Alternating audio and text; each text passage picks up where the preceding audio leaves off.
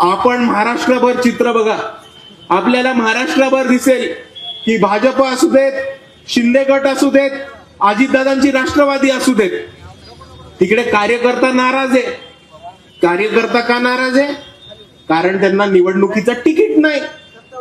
तुम्ही social media बघा, युट्यूबवर जाऊन बघा, इंस्टाग्रामवर जाऊन बघा, फेसबुकवर जाऊन बघा, कोणताही व्हिडिओ बघा, तुम्हाला महाराष्ट्रभर एकच चित्र दिसतं की कार्यकर्त्यांनी भाजपच्या आमदाराची गाडी अडवली, काही लोक शिंदेच्या आमदाराची गाडी फोडायला गेले, अजितदादांच्या घरासमोर नाराज उमेदवारांची मोठी गर्दी, कोणतरी कोपऱ्यात रडत बसले, कोणतरी स्वतःला गळफास घेऊन जायला निघाले, कोणतरी इकडे आमदार खासदारांच्या गाड्या फोडायला निघाले.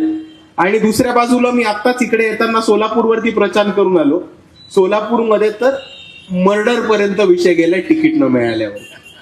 आणि आपण एक समजून घ्या की स्थानिक स्वराज्य संस्थेच्या निवडणूक आहेत.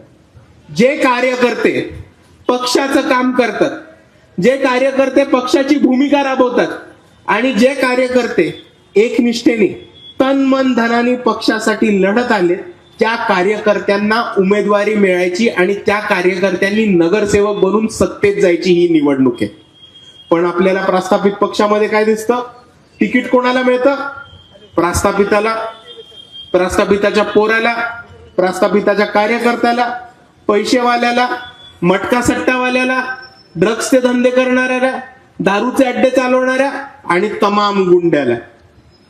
आणि मित्रांनो, ही गोष्ट जी होतीये ती अतिशय चुकीची आहे. आणि म्हणून मला भाजप, राष्ट्रवादी आणि शिंदे सेनेच्या कार्यकर्त्यांना सांगायचंय की भावांनो, तुम्ही डोळे उघडा आणि हे समजून घ्या की ह्या निवडणुकीत तुमचा गेम केलेला आहे तुमच्याच पक्षाने.